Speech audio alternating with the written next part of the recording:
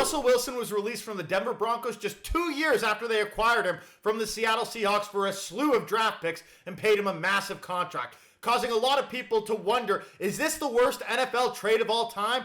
So, with that being said, I thought it'd be fun to go through and rank the top 10 worst NFL trades of all time, and let's see where Russell Wilson lands on that list. But before we get into the video, I want to take a quick second to ask you to please subscribe to the channel, ring the bell for notifications. It really helps us out. If you're a fan of the NFL, you'll love this channel as we release videos every Tuesday and Friday on the NFL. Now, let's get back to the video. At number 10, we have RG3 to Washington. Washington traded the 6th overall pick in 2012, a 2013 and 14 first-round pick, and a 2012 second-round pick in exchange for the rights to draft RG3. Now, RG3 had a pretty good rookie season prior to getting injured, and if it wasn't for that fairly good rookie season, I think this would probably be higher on the list.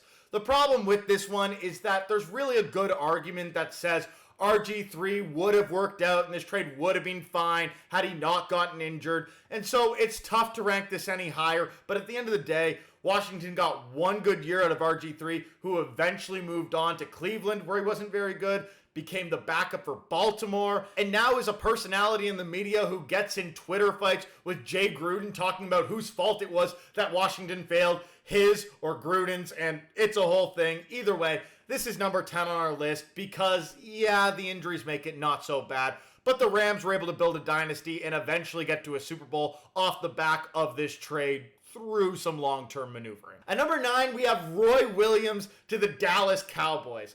In recent years, wide receivers have been traded for some pretty pennies. Recent examples are A.J. Brown to the Eagles for a first-round pick and Devontae Adams for a first and second to the Raiders.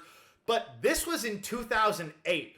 When running backs were way more valuable in most teams' mind than wide receivers. But the Dallas Cowboys wanted a wide receiver too to go opposite Terrell Owens for Tony Romo to pass to, and they targeted the Lions' Roy Williams. Now, Roy Williams was a solid receiver for the Lions. In 2006, he had a 1,000-yard season, putting up 1,300 yards. And in 2007, he was on pace for a 1,000-yard season had he played a full 16 games. And so off the back of those, the Cowboys sent a first, a third, and a sixth, a pretty hefty package, even in modern times, for a wide receiver to get Roy Williams and a 7th-round pick.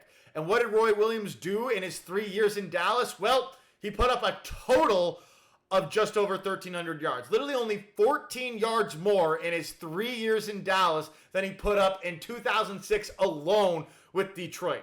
The only reason this isn't higher on the list is because the Lions did basically nothing with these picks because, let's face it, it was the 2000s, 2010s Detroit Lions. They never did anything. I know as a Lions fan, it's sad, but it's true. At number 8, we have the Rams shipping out Jerome Bettis to the Pittsburgh Steelers. Now, in 1993, the Rams selected Jerome Bettis with the 10th overall pick, and he had a great rookie season in LA. But in his next 2 seasons with the Rams moving to St. Louis, he wasn't as productive, wasn't very efficient, so they decided to sell him at only 24 years old in exchange for a 2nd and a 4th-round pick while also tossing in a 3rd. And what did Bettis go on to do? He ended up going on to have 6 straight 1,000-yard seasons in the heart of the running back era of the NFL and eventually went on to win a Super Bowl in Pittsburgh and be enshrined in Canton. This might be higher on the list if the Rams didn't, only a couple years later, flip around and get Marshall Faulk, another Canton-bound running back, and turn into the greatest show on turf only a couple years after this trade, winning a Super Bowl in 1999. So I get it. It wasn't terrible for the Rams. They managed to work around this, but at the end of the day, this is still an awful trade and goes at number 8 on our list. At number 7, we have the Texans shipping out DeAndre Hopkins to the Cardinals. This is a trade that made no sense at the time and somehow makes less sense in hindsight. The Cardinals basically traded away a washed David Johnson, a 2nd and a 4th, in order to get a still in his prime DeAndre Hopkins, and still got a 4th-round pick as well in return. This made no sense, too, as the Texans were in a winning position. They were one of the better teams in the AFC and were consistently competing in the AFC, winning playoff games, too, with the team they had put together. But now they traded away one of their best players, and they were just terrible for the next few years until they eventually bottomed out and were able to take C.J. Stroud and a bunch of other rookies and were good in 2023. But this trade basically ended the Hopkins, Watson, O'Brien era in Houston, and the Cardinals got a fairly good wide receiver for a number of years to go with Kyler Murray, who still had a number of elite seasons left in him. Trade made no sense at the time, makes no sense in hindsight, just a bad trade in general. It's number 7. At number 6, we have Ryan Leaf to the Chargers. Now, this is a trade I think a lot of people expected higher on this list, especially because Ryan Leaf is considered one of the biggest draft busts of all time. But at the end of the day, you only traded away 1 first, 1 second, and a couple of mid players in order to move up 1 spot in the draft to get a guy who was widely considered to be equivalent to Peyton Manning in this draft. It was really considered a coin flip. Who is better, Manning or Leaf? Obviously, Manning ended up going number 1, but a poll of GMs actually stated that more GMs preferred Ryan Leaf to Peyton Manning coming into that draft. And if you had got Peyton Manning for this trade, no one would question it, which is why it's only number 6 on the list. At the end of the day, Ryan Leaf was terrible. This trade did not work out for the Chargers, and they still deserve to be on this list, but it's not higher because of the uncertainty, and had Ryan Leaf worked out, we would never call this a bad trade. At number 5, we have Trey Lance to the 49ers, a very similar trade to the Ryan Leaf trade in the sense that you trade away a bunch of picks for a guy who just did not work out by any sense of the imagination. You traded away 3 years of first-round picks to move up 9 spots, as well as a third-round pick. And what did you get in exchange for that? You got Trey Lance, a rookie out of Division II North Dakota State, who had never played against top-tier competition, who had skyrocketed up draft boards kind of at the last minute, and who played a grand total of 4 games for your franchise before being shipped off for a 4th-round pick 2 years into his career. Yes, this trade's blow was softened by the fact that the 49ers managed to find Brock Purdy in the 7th round. But at the end of the day, this is a back-breaking trade for almost any other team in the NFL. And to only get 4 games out of a 3rd overall pick that you traded 3 years worth of first-round picks for, you got the number of games out of Trey Lance that you traded draft picks away to take him. Like, come on. Yeah, this is number 5 on the list. Again, could be higher, but when it's draft picks, there's always that uncertainty, and you got to give a little bit of the benefit of the doubt that this is just the fair market value, and had it worked out, you wouldn't judge it as harshly. At number 4, you have Deshaun Watson to the Browns, and I think this is my favorite trade just because of how absurd it is. So let's go through the story.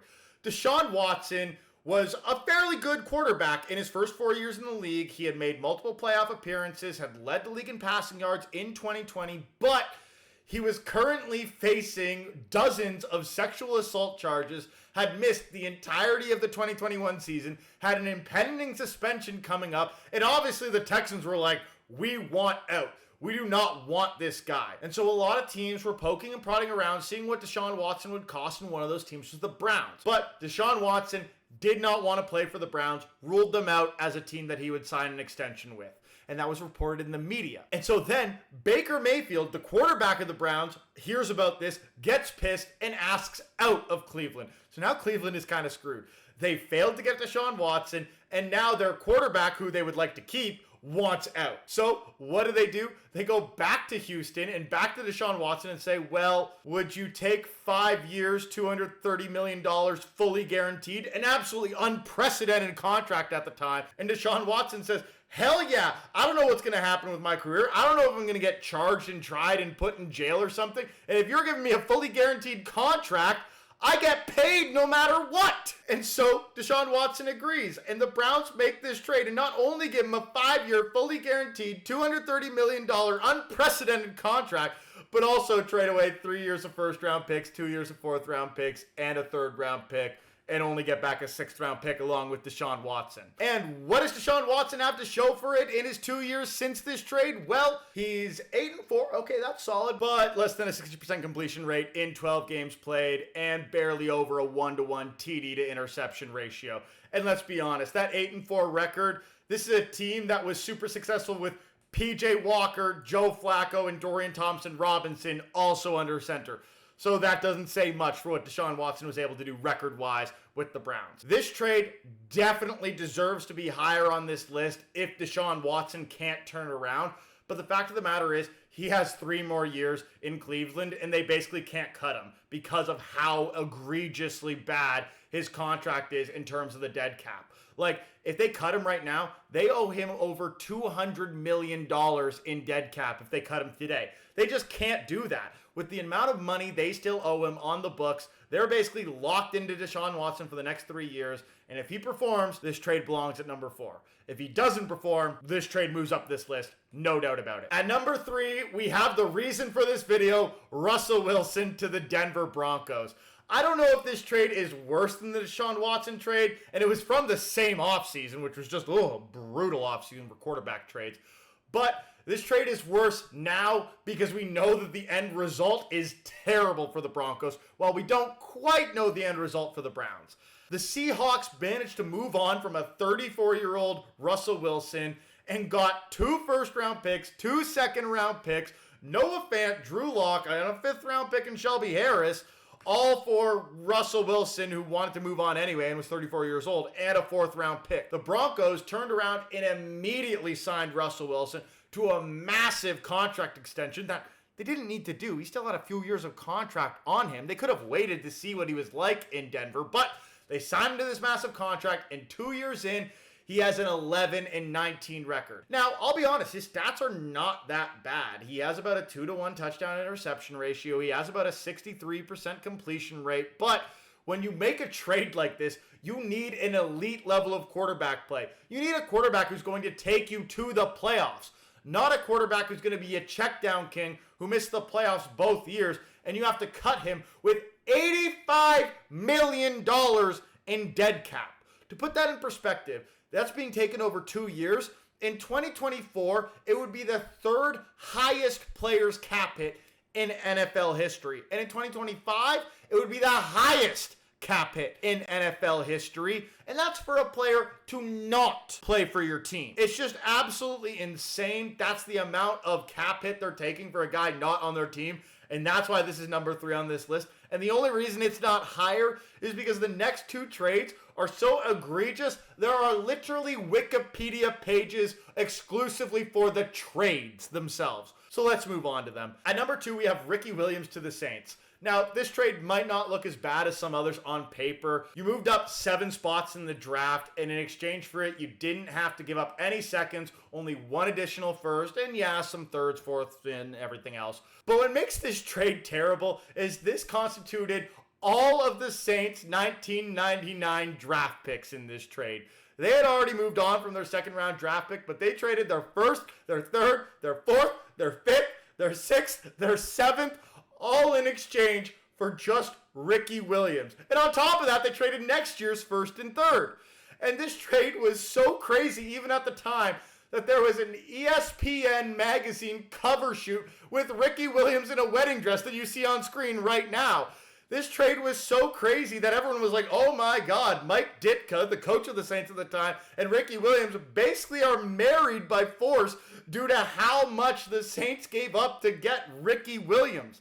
Like, this wasn't moving up to get the top quarterback in the draft or an elite quarterback. This was to move up to get a 5th overall pick running back. Absolutely insane. And Washington was able to flip a lot of these picks in order to get Champ Bailey and LeVar Arrington. LeVar Arrington they took with the 2nd overall pick in 2000. Why? Because the Saints had no draft picks to build off of, and so they were terrible enough to earn the 2nd overall pick that they had to give away to Washington.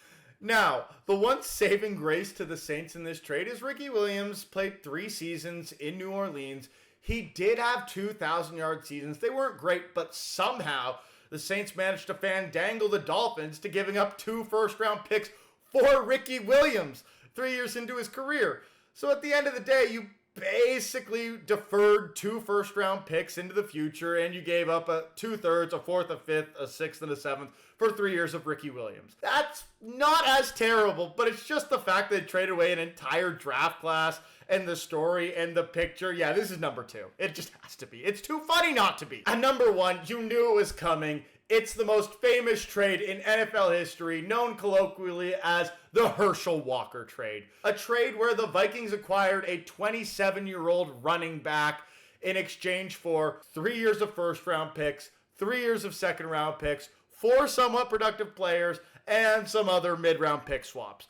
This was just absolutely insane, and what did the Vikings get out of it? Well, Herschel Walker never even had a 1,000-yard season for the Vikings. His only remaining 1,000-yard season in the NFL came with the Philadelphia Eagles after his Vikings tenure. And the Cowboys, well, they parlayed all these picks and players into 3 Super Bowls in the following 7 years. Like, at the time, this trade made no sense. The Cowboys were terrible with Herschel Walker as their running back. He only had 1,000-yard season for the Cowboys prior to this trade. Yes, I understand that he was insane in college and insane in the USFL, having nearly 2,500 yards rushing in his final season in the USFL, along with nearly 500 yards receiving. Yeah, that's insane. But this was not the same Herschel Walker. He hadn't showed that with the Cowboys, and the fact that the Cowboys were terrible even with him should have told the Vikings enough to know that Herschel Walker was not going to make them a championship team. But they made this trade, they turned the Cowboys into a dynasty, and the rest is history. So that's my top 10 worst trades in NFL history. I understand there's a bit of a recency bias and there's some old trades that could be included here, but this is my list, and I think these are the 10 worst trades that I can remember and I know the fallout from, but I'd love to know yours. Let me know in the comments what you think was right, what you think should have been on this list, and we'll see y'all next time. Peace!